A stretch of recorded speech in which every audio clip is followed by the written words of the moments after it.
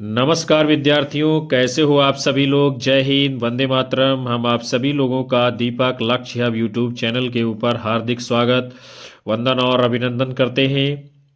आज हम आप सभी के मध्य में लेकर के उपस्थित हैं हिंदी साहित्य इतिहास के महत्वपूर्ण वैकल्पिक प्रश्नों की श्रृंखला को, जो आपके लिए KVS, NVS, D triple SSB, EMRS, UPLT, TGT, PGT व अन्य सभी भारतवर्ष की परीक्षाओं में बड़ी ही महत्वपूर्ण भूमिका निभाएंगे। तो आप सभी एक बार सेशन को लाइक, कमेंट कर शेयर कर दीजिए, और यदि हमारे चैनल के ऊपर पहली बार आए हैं तो सब्सक्राइब करिए, बेल आइकन दबाइए, जिससे आने वाली कक्षाओं का नोटिफिकेशन आप सभी तक पहुंचता रहेगा और आपको महत्वपूर्ण प्रश्न मिलते रहेंगे। तो चलिए हम शुरुआत करेंगे बगैर किसी इंतजार के पहले प्रश्न के साथ में। घनानंद की काव्य पंक्ति काहू कल पाई है सो कल पाई है में कौन सा अलंकार है? उपमा, रूपक, यमक, श्लेष। पंक्ति है आपकी काहू कल पाई है सो कैसे कल पाई है में कौन सा अलंकार है? तो आप सभी लोगों का इस प्रश्न के लिए जवाब आ रहा विकल्प सी, तो ठीक माना जाएगा, यानी इसमें यमक अलंकार है। कैसे यमक अलंकार है? घनानंद जो है रीति मुक्त काव्यधारा के कवि हैं, और इनकी पंक्ति है काहू कल पाई हैं सो कैसे कल पाई हैं। इसमें एक कल पाई का अर्थ है तड़पाना, दुख देना, तथा कल पाए का अर्थ है चैन मिलना भी। और जब एक ही पद एक जैसे शब्द हो तो वहाँ अर्थ भिन्न भिन्न हो तो यमक अलंकार हो जाता है। आप सभी जानते हैं इसके बारे में। फिर जो है आपका अगला प्रश्न है, चंद्रगुप्त नाटक के चतुर्थ अंक में कुल कितने दृश्य हैं? महत्वपूर्ण प्रश्न है आपके सामने, परीक्षा के लिए महत्वपूर्ण है। 14, 15, 13, 12। चंद्रगुप्त नाटक के चतुर्थ अंक में कितने दृश्य हैं आपको बताना है। तो आप सभी का जवाब है विकल्प ए, तो ठीक माना जाएगा, यानी चतुर्थ अंक में चंद्रगुप्त नाटक के कितने? 14 अंक हैं। और बहुत ही शानदार ये नाटक है। किसका है? चंद्रगुप्त नाटक जयशंकर प्रसाद जी का है। किसका है? जयशंकर प्रसाद का है। इसका प्रकाशन कब हुआ है? 1931 ईस्वी में। ये बात महत्वपूर्ण है, आपको ध्यान में रखना है। प्रकाशन और लेखक सब पूछा गया है। इसके प्रथम अंक में जो है क्या है? 11 दृश्य हैं। द्वितीय अंक में इसके 10 दृश्य हैं। तृतीय अंक में 9 दृश्य हैं। चतुर्थ अंक में 14 दृश्य हैं। और कुल इसमें कितने हैं? 44 दृश्य हैं। इस नाटक में कितने? 44 दृश्य हैं। फिर उसके बाद में आपका अगला प्रश्न है, भारतेंद्र हरिश्चंद्र के संबंध में निम्नलिखित कथनों में से सत्य कथन कौन से हैं? इस पे आपको विचार करना है, बताना है सही कथन कौन कौन से हैं। सबसे पहले है, भारतेंदु ने कालचक्र शीर्षक से अपने इतिहास जर्नल में 1873 में नोट किया हिंदी नई चाल में ढली। तो ये बात जो है पूर्णतया सत्य है। फिर है, भारतेंदु हरिश्चंद्र ने काशी में आर्य नगरी नामक संस्था की स्थापना की, निर्माण किया। ये तो बिल्कुल गलत है।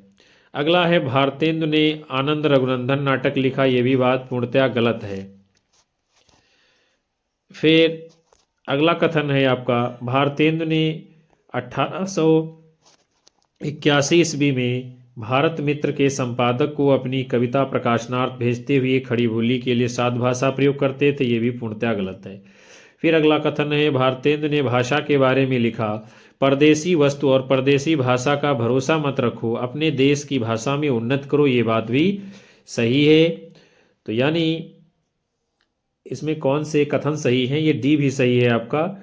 भारतेंदु ने 1881 ईस्वी में भारत मित्र के संपादक को अपनी कविता प्रकाशनार्थ भेजते हुए खड़ी बोली के लिए साधु भाषा का प्रयोग करते हैं। तो ए, डी और ई तीन बातें सही हैं भारतेंदु जी के विषय में। और किस में है आपका? ए, डी, ई विकल्प में, यही आपका सही जवाब है। यानी कि भारतेंदु ने कालचक्र शीर्षक से इतिहास जर्नल में 1873 में नोट किया कि हिंदी नई चाल में ढली। यह सब आप लोग जानते हो। फिर है, भारतेंदु ने 1881 में भारत मित्र पत्रिका के संपादक को अपनी कविता के प्रकाशनार्थ भेजते हुए खड़ी बोली के लिए साधु भाषा का प्रयोग किया। ये बात महत्वपूर्ण है, आपको ध्यान में रखना है। फिर अगला है भारतेंदु ने भाषा के बारे में क्या लिखा था, ये भी कथन महत्वपूर्ण है भारतेंदु का। परदेशी वस्तु और परदेशी भाषा का भरोसा मत रखो, अपने देश में अपनी भाषा में उन्नति करो। फिर आनंद रघुनंदन नाटक के लेखक कौन है, रीवा के महाराज विश्वनाथ सिंह। कौन है, रीवा के महाराज विश्वनाथ सिंह। और ये भी प्रश्न जो है पूछा गया है, महत्वपूर्ण है।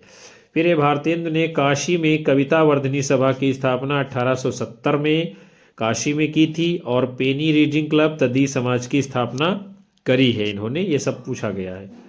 फिर आपका अगला प्रश्न है, रस सिद्धांत संबंधी ग्रंथ रस तरंगिणी के रचयिता हैं जगन्नाथ, विश्वनाथ, भानुदत्त, जयदेव।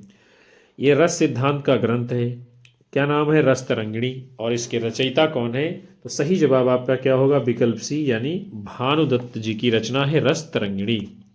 आगे बढ़ेंगे हम सभी लोग।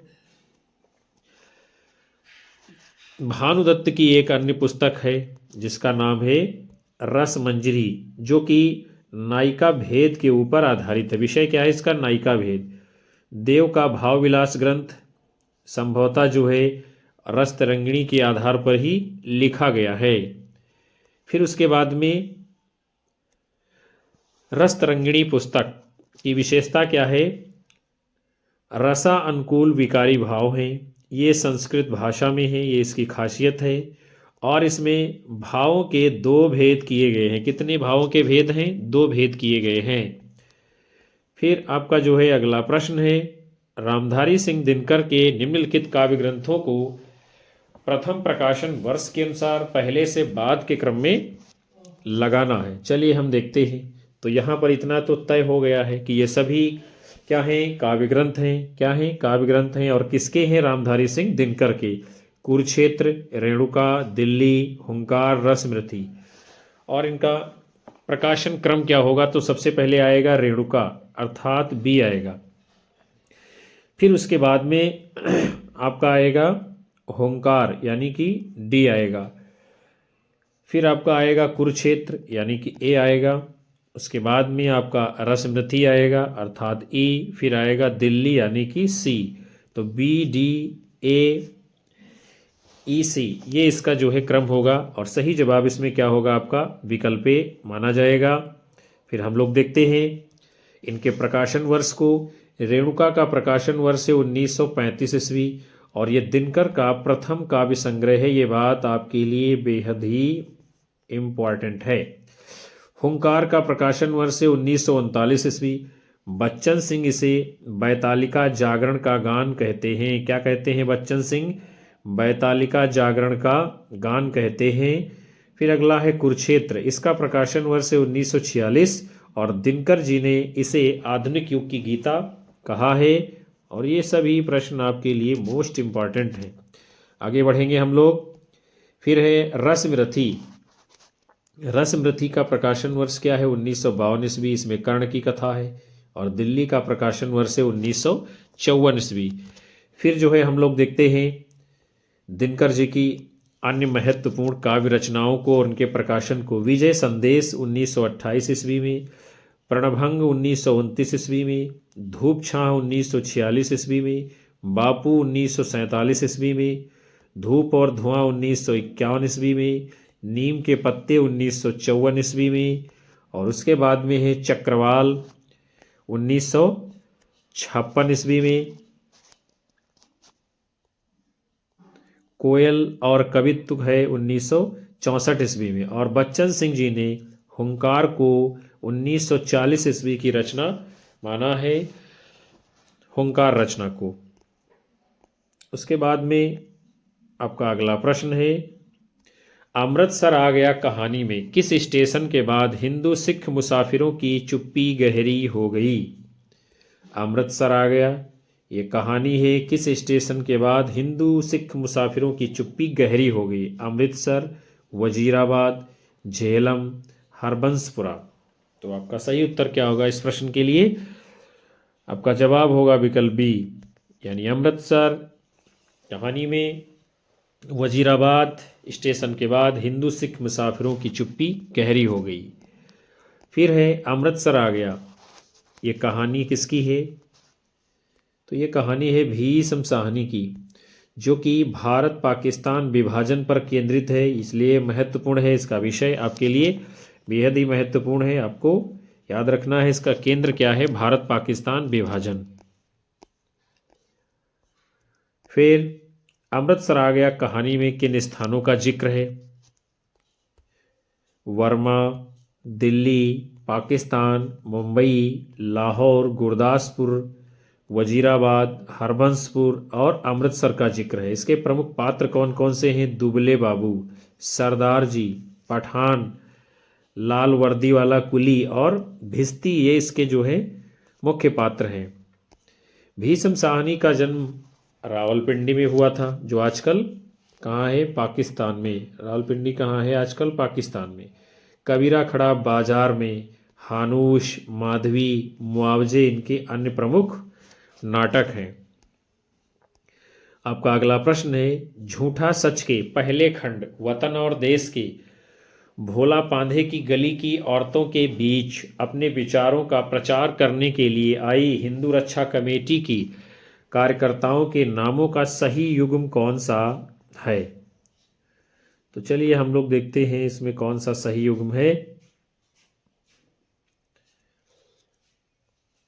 बसंत कौर और कांता, ज्ञान देवी सतवंत, ईश्वर कौर ज्ञान देवी, दुर्गा ईश्वर कौर। झूठा सच जो उपन्यास है, इसके पहले खंड का नाम क्या है? वतन और देश में भोला पांधे की गली की औरतों के बीच अपने विचारों का प्रचार करने के लिए आई हिंदू रक्षा कमेटी की कार्यकर्ताओं के नामों का सही युग्म क्या है इसमें? तो आपका सही उत्तर क्या होगा? विकल्प सी, ईश्वर कौर और ज्ञान देवी। ये आपका कूट के रूप में, यानी आपका विकल्प सही उत्तर माना जाएगा और यशपाल जी के द्वारा रचित उपन्यास है। झूठा सच किसने लिखा है? यशपाल जी ने। और झूठा सच उपन्यास की महत्वपूर्ण बातें, भोला पांधे की गली लाहौर में है। कहाँ है? लाहौर में है। 15 अगस्त 1947 को जब देश आज़ाद हुआ तो इस समय जयदेवपुरी नैनीताल में थे। सूद की सहायता से पुरी नाजिर अखबार का मालिक बन जाता है। किस अखबार का? नाजिर अखबार का मालिक कौन बनता है? पुरी। साधु की मां और उसकी बहन सन्नो दंगा में मारी गई। फिर आपका अगला प्रश्न है, कथन दिए गए हैं और हम लोगों को देखना है कौन सही है कौन सा गलत है। अज्ञेय की त्रिशंकु आत्मनेपद, अद्यतन और संवत्सर आदि पुस्तकों में उनका आलोचनापरक चिंतन और वैचारिक साहित्य संकलित है। क्या ये बात सत्य है? तो ये बात जो है पूरी तरीके से सत्य है। अज्ञेय की त्रिशंकु, आत्मनेपद, अद्यतन और संवत्सर आदि पुस्तकों में उनका आलोचनापरक चिंतन और वैचारिक साहित्य संकलित है, यानी कथन एक आपका सत्य है। अगला देखते हैं हम लोग। मुक्तिबोध की कृति एक साहित्यिक की डायरी का धारावाहिक प्रकाशन हंस पत्रिका में हुआ। क्या ये बात सत्य है? तो ये बात जो है सही नहीं है। आगे हम देखते हैं विकल्पों को। तो इसमें जो कूट के रूप में आपका सही जवाब होगा वो विकल्प सी होगा। क्यों? कथन एक सत्य है और दूसरा असत्य है, यही आपका सही जवाब है।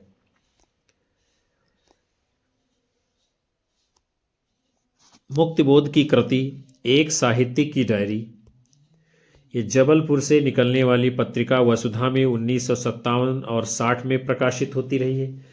इससे पूर्व यह नागपुर से निकलने वाली पत्रिका नया खून में एक साहित्यिक डायरी स्तंभ से प्रकाशित हो चुकी है।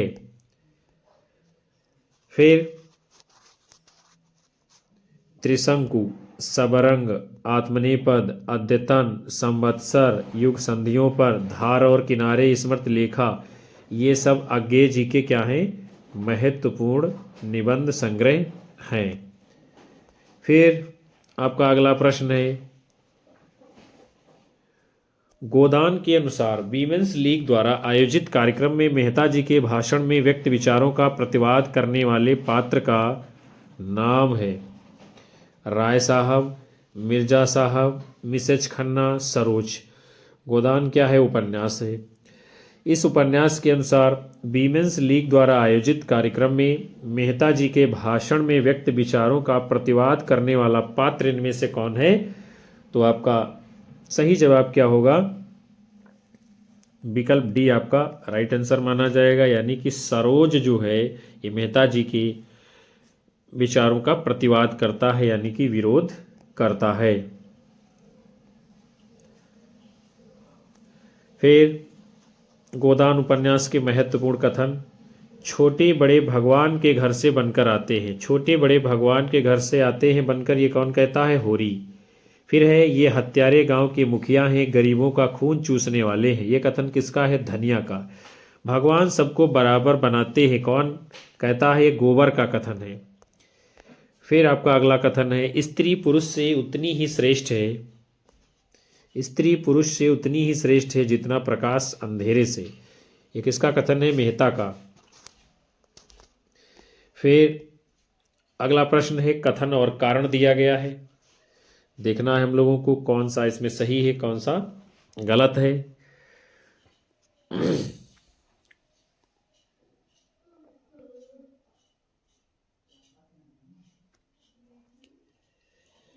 तो सबसे पहले है, सन 1936 में प्रगतिशील लेखक संघ की स्थापना हुई। उसी वर्ष उसके वार्षिक अधिवेशन के सभापति मुंशी प्रेमचंद जी हुए।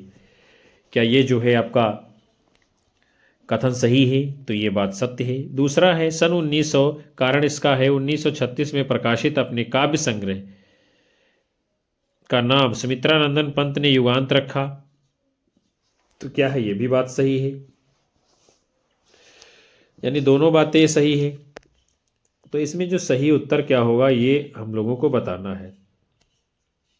तो जो आपका सही जवाब होगा वो होगा विकल्प बी, यानी दोनों सही हैं लेकिन आर ए की सही व्याख्या नहीं है। आपका बी जो है उत्तर माना जाएगा।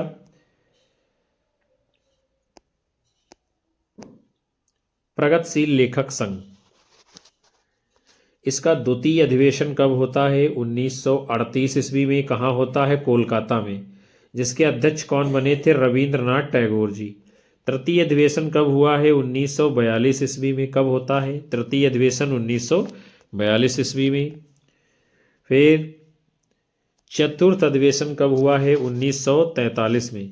कब होता है चतुर्थ? 1943 में, श्रीपाद अमृत डांगे की अध्यक्षता में। हाईलाइट सर्कुलर प्रगतिशील लेखक संघ पर कड़ी नजर रखते हुए प्रांतीय सरकारों द्वारा जारी निर्देश था। क्या? Highlight circular. उसके बाद में आपका अगला प्रश्न है, क्या भूलूं क्या याद करूं से संबंधित उपयुक्त कथन है, यानी सही कथनों पे हम लोगों को विचार करना है इस रचना को ध्यान में रखते हुए। तो सबसे पहले कौन सा है, देखते हैं हम लोग कौन सा सही है। बच्चन की आत्मकथा पर मोंतेन के आत्मचित्रण का प्रभाव है। बच्चन की आत्मकथा पर मोंतेन के आत्मचित्रण का प्रभाव है, तो ये बात बिल्कुल ठीक है। अगला कथन है, बच्चन जी ने अपनी आत्मकथा के एक हिस्से का शीर्षक जीवन की आपाधापी में प्रस्तावित किया है। ये भी बात जो है क्या है, ठीक है। फिर अगला कथन है, श्रावस्ती बस्ती का पुराना नाम था जिसे वेदों के अनुसार राजा श्राव ने बसाया था। ये बात क्या है, सही नहीं है। आगे बढ़ते हैं हम लोग। फिर अगले कथन है, डॉक्टर राजेंद्र प्रसाद ने अपनी आत्मकथा में लिखा है कि उनका परिवार मूलतः श्रावस्ती का है। तो ये भी क्या है, बात ठीक नहीं है। अगला है, बच्चन जी के जीवन और काव्य दोनों के विकास में रुबाइयात उमर खयाम और उसके अनुवाद का विशेष योगदान है। ये बात भी सही है। तो इसमें जो आपका कूट के रूप में उत्तर सही माना जाएगा वो विकल्प सी होगा। ए बी ई तीन कथन आपके सही हैं। क्या भूलूं क्या याद करूं, ये हरिवंश राय बच्चन जी की आत्मकथा का प्रथम भाग है जिसका प्रकाशन 1969 ईस्वी में हुआ है। इस पर मोंतेन फ्रांसीसी साहित्यकार के आत्मचित्रण का प्रभाव है। बच्चन जी ने अपनी आत्मकथा के एक हिस्से का शीर्षक जीवन की आपाधापी में प्रस्तावित किया था। फिर है, बच्चन जी के जीवन और काव्य दोनों के विकास में जो है रुबाइयत, उमर खयाम और उसके अनुवाद का विशेष योगदान है। बस्ती का पुराना नाम श्रावस्ती है, जिसे वेदों के अनुसार राजा श्राव ने बसाया था। हरबंस राय हरबंस राय बच्चन का गांव बस्ती जिले के अमोढ़ा गांव में था। ये सब क्या है, बातें आपने देखी थी, ठीक नहीं है। आगे बढ़ेंगे। आपका अगला प्रश्न है, पिता कहानी के पिता ने किन दो पुस्तकों में जिंदगी के 35 वर्ष काट दिए।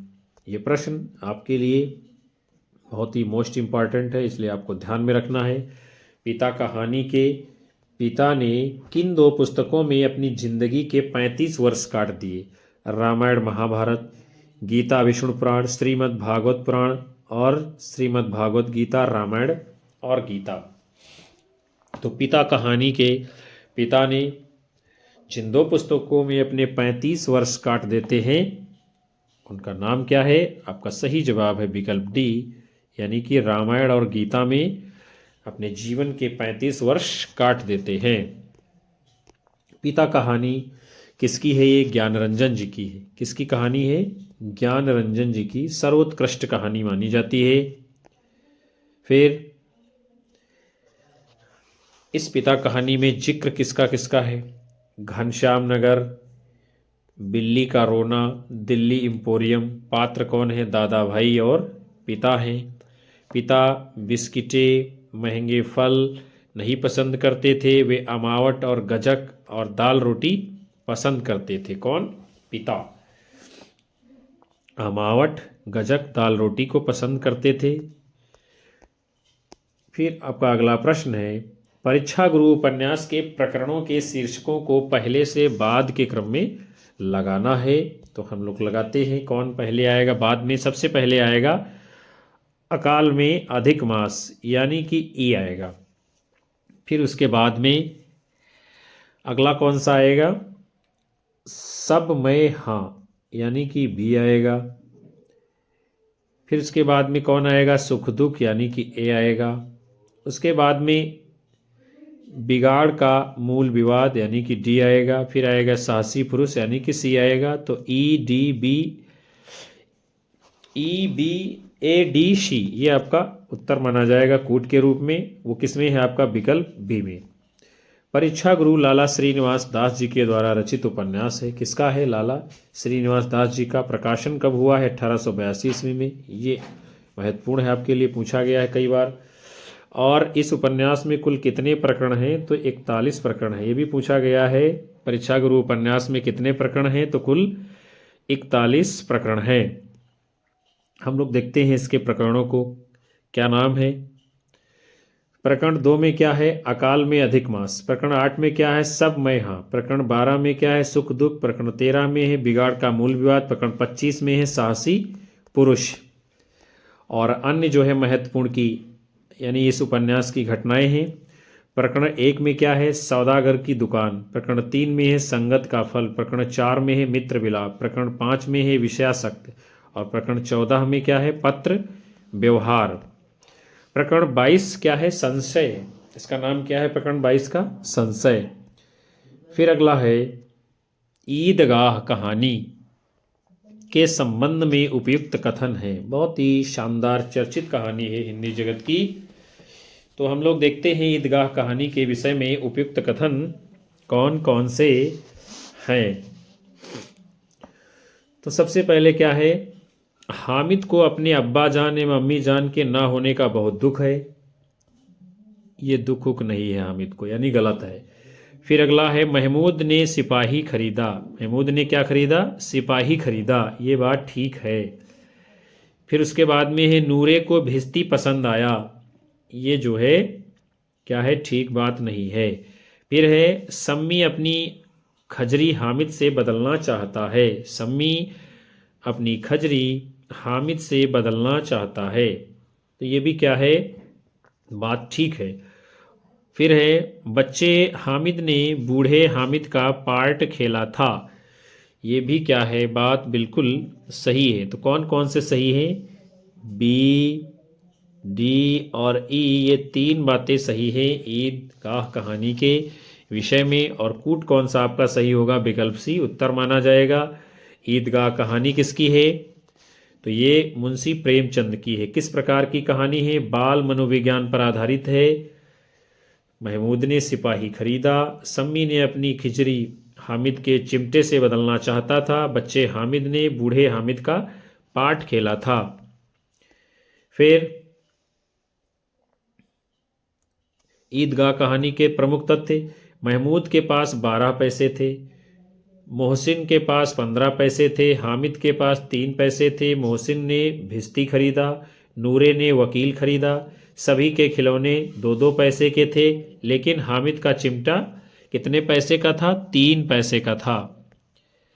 फिर सम्मी धोबिन खरीदता है, क्या खरीदता है, सम्मी धोबिन खरीदता है, लेकिन प्रेमचंद जी बाद में कहते हैं कि उसके पास खंजरी थी। इस कहानी में सम्मी को विधर्मी कहा गया है। हामिद की दादी का नाम अमीना है। हामिद ने अपने अब्बा जान और अम्मी जान के ना होने का दुख नहीं है। फिर आपका अगला प्रश्न है,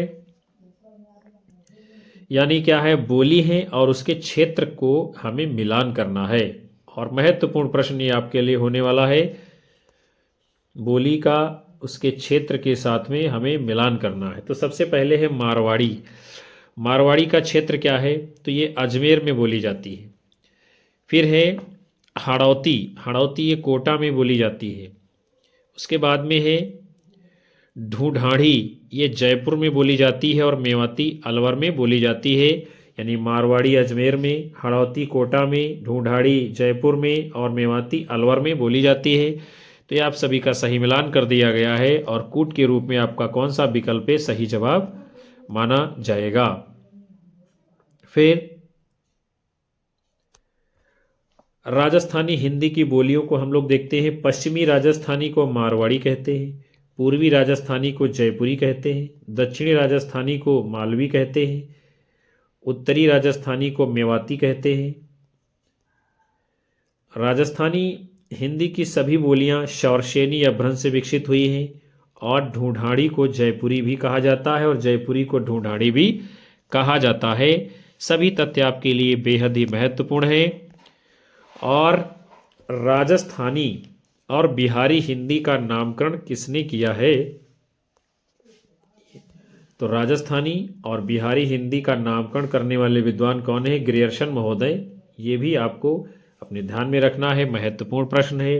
राजस्थानी और बिहारी का नामकरण किसने किया है, ग्रियर्सन महोदय ने। फिर आपका अगला प्रश्न है, अमृतसर आ गया। कहानी में आए प्रसंगों को पहले से बाद के क्रम में व्यवस्थित करना है। तो सबसे पहले कौन सा आएगा, विकल्प सी आपका आएगा, काले बाबू ताकत आएगी, अम जैसा हो जाएगा।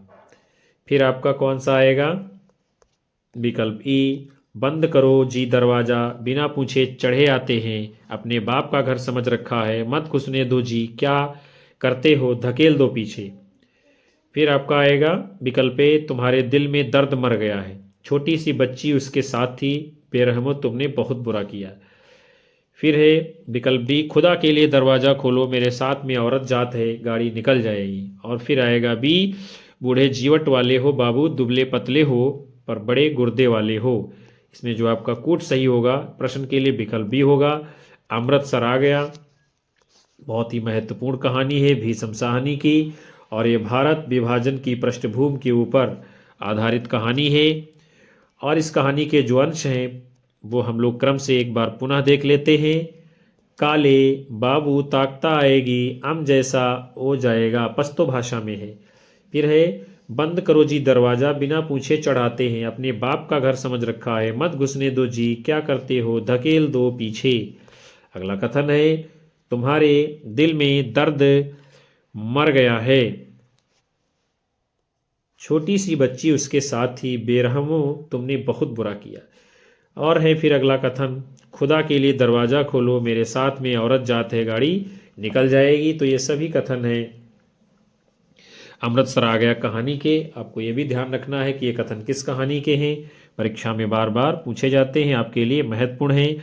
तो प्रिय विद्यार्थियों और साथियों, आज के इस महत्वपूर्ण सत्र को हम यहीं पर समाप्त करते हैं। हम आशा करते हैं ये सेशन आप सभी लोगों को पसंद आया होगा, आपकी आने वाली परीक्षाओं में कारगर साबित होगा और कई सारे प्रश्न यहाँ से आपको आगामी परीक्षा में देखने को मिलेंगे। कक्षा को लाइक करिए और अपने साथी मित्रों में शेयर करिए। कक्षा को हाइप करना बिल्कुल भी मत भूलिएगा और चैनल के ऊपर पहली बार आए हैं तो सब्सक्राइब कीजिए, बेल आइकन दबाइए और उन सभी साथियों का भी हार्दिक धन्यवाद जो अंत तक कक्षा को वॉच किए हैं। हम मिलेंगे आप सभी को पुनः से अगले सेशन में नए मॉडल पेपर के साथ। तब तक के लिए नमस्कार, धन्यवाद।